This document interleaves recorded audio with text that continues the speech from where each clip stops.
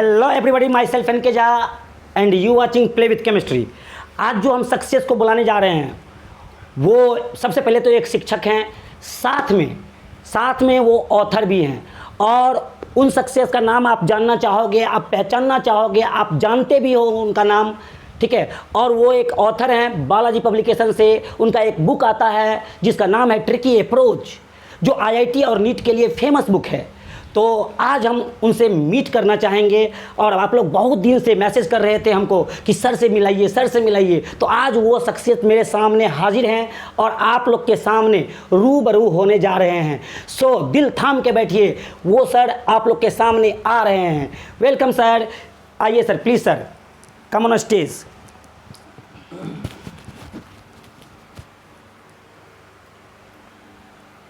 Namaskar, you all are most welcome to listen to me and to tolerate me. I am very honored by N.K. Jha sir that he has called me in his program Meet a Legend. बस हमारी एक छोटी सी कोशिश past 27 year से हमने जो भी सीखा, जो भी लर्न किया और जो भी ऑब्जर्वेशन किया उसको बस बुक में डाल दिया। एक बुक तैयार हो गया और thanks to Balaji publication who has published this book. Balaji वालों को बहुत अच्छी लगी ये बुक और उन्होंने सोचा कि चलो सर के छोटी सी कोशिश को लोगों तक पहुंचाया जाए।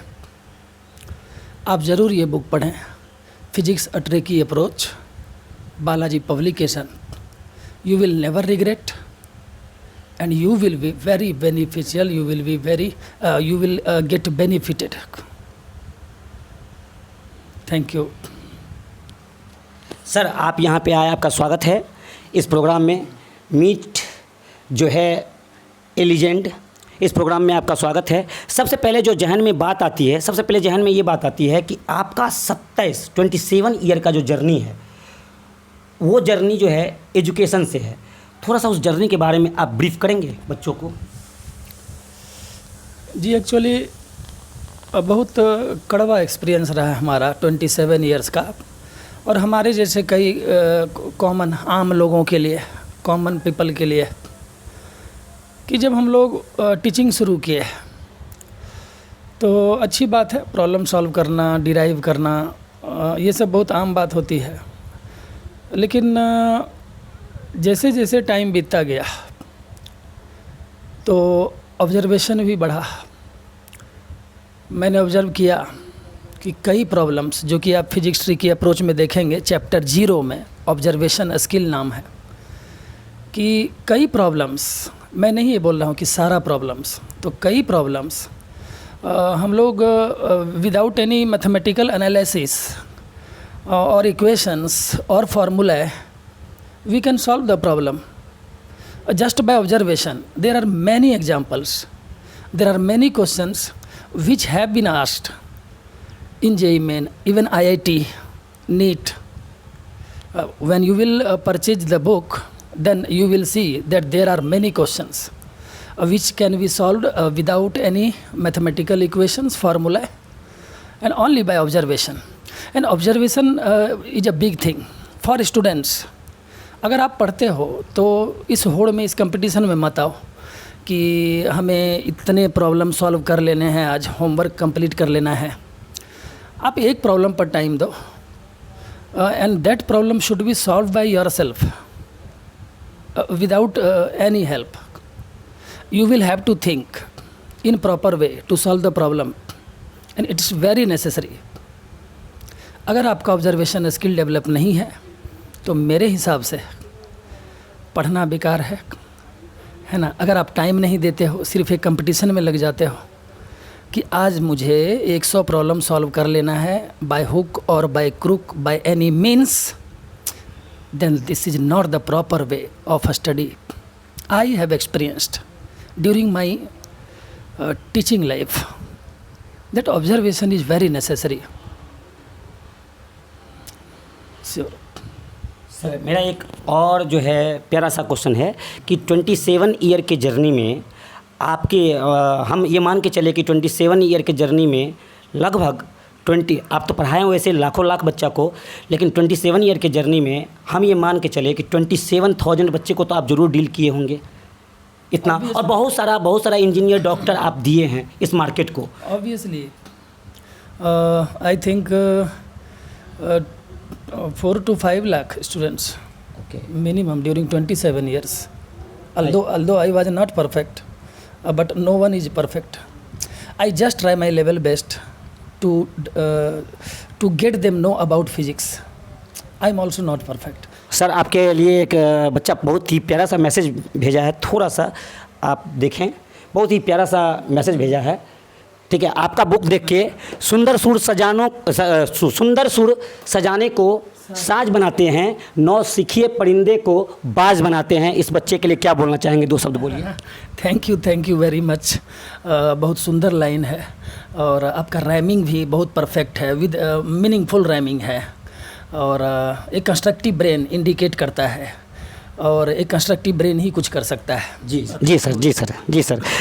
थोड़ा सा आगे चलते हैं, आपका 27 ईयर का जर्नी जो है उसको देखें, और थोड़ा सा सर आपका जो बुक है ट्रिकी अप्रोच, उस ट्रिकी अप्रोच में आज तक जो बुक देखा गया है उसमें कंटेंट में जो है वो चैप्टर 1 से शुरू किया जाता है, जबकि आपके बुक में कुछ हट के किया गया है, डिफरेंट तरीके से किया गया है, जीरो से किया गया है।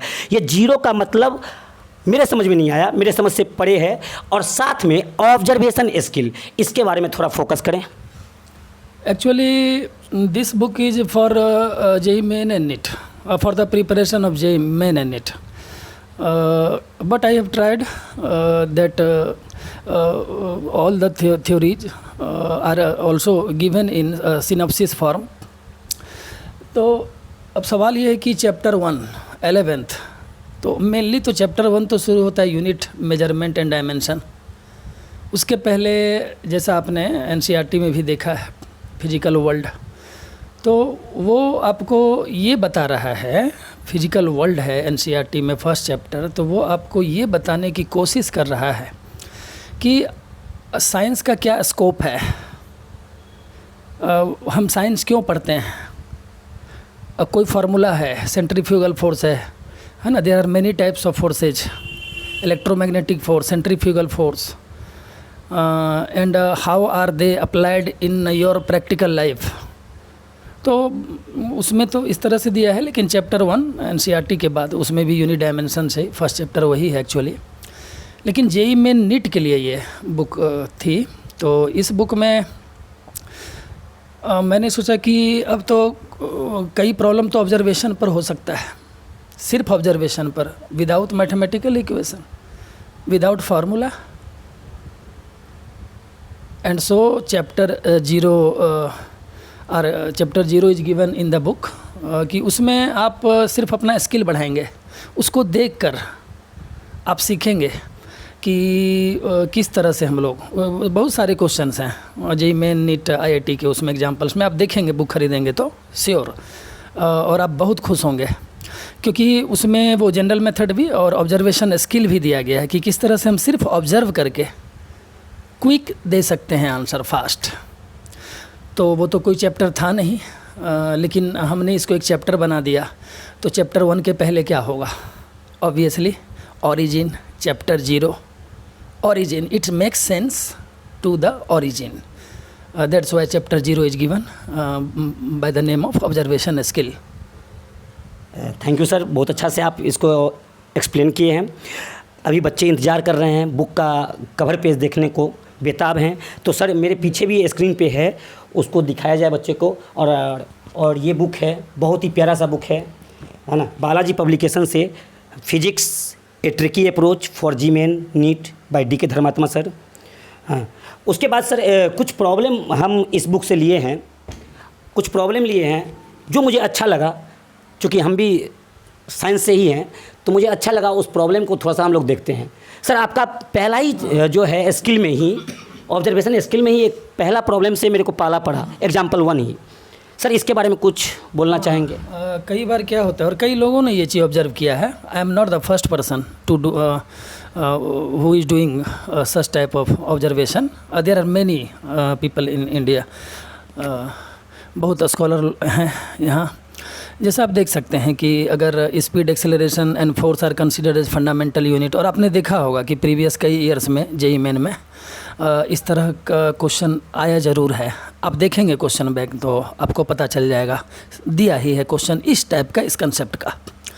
ठीक है, अगर इसको हम रिलेट नहीं कर पा रहे हैं, by the way I have forgotten that what may be the relation, then थोड़ा सा पीछे हो जाएंगे तो बच्चे लोग question what may be the relation, then we can do one thing here, that let us think that what we have to find. We have to find dimension of Young's modulus. You have to dimension of Young's modulus in terms of velocity, acceleration and force.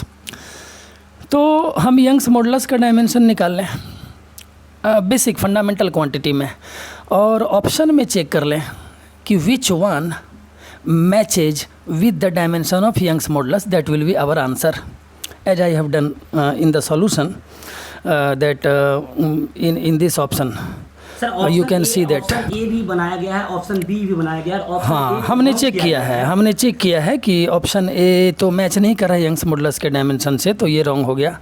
Option B match कर रहा है Young's modulus के dimension से, that's why it is right, although there is some error in both, as it is first edition, so there may be some discrepancies or errors, but please forgive me for this. By the revised edition, after a revised edition, I will improve, and you are most welcome if you can tell me about the errors or discrepancies.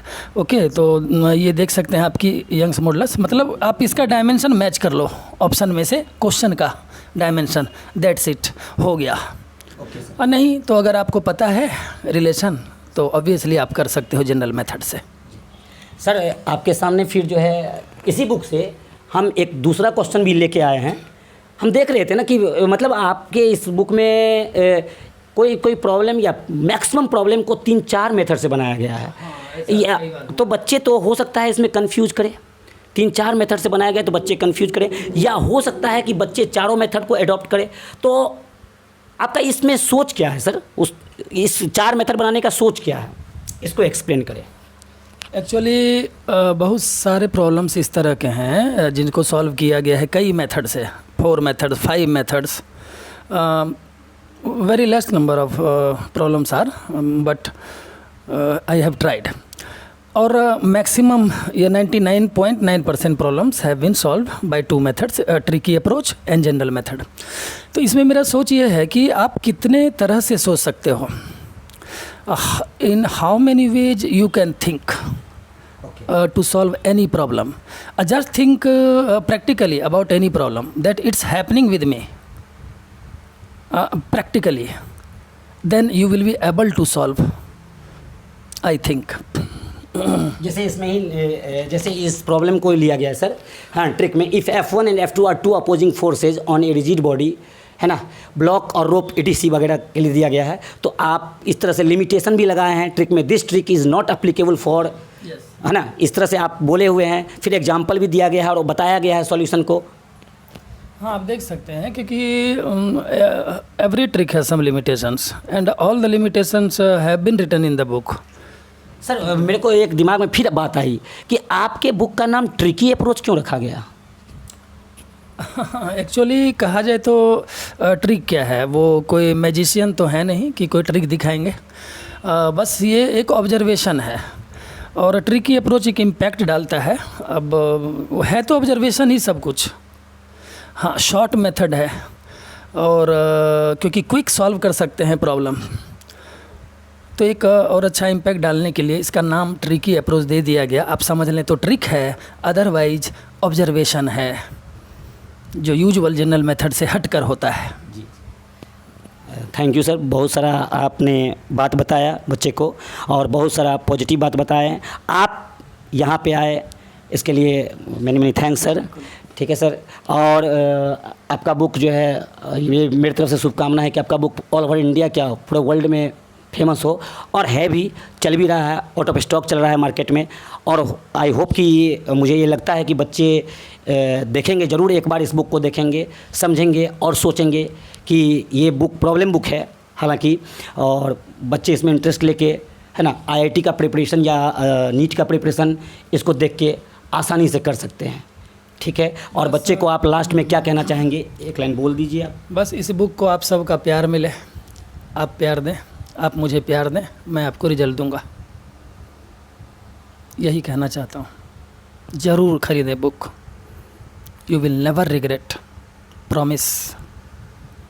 Thank you. और sir बस जाते जाते एक चीज़ और, इसमें इस book में कुछ और आने वाले समय में कुछ और एडिशन होगा, इम्प्रूवमेंट होगा, इसके बारे में बच्चे को एक बार बता ही दीजिए। वो जब भी इसका रिवाइज्ड एडिशन आएगा तो ऑब्वियसली कुछ नई बातें आती हैं, कुछ नई चीज़, नए क्वेश्चंस, हर every year JEE Main NEET exams are held, तो कुछ तो नया होगा ही हर एडिशन में, श्योर। और कुछ बेहतर लाने की कोशिश करेंगे आपके लिए नेक्स्ट एडिशन में, श्योर, प्रॉमिस।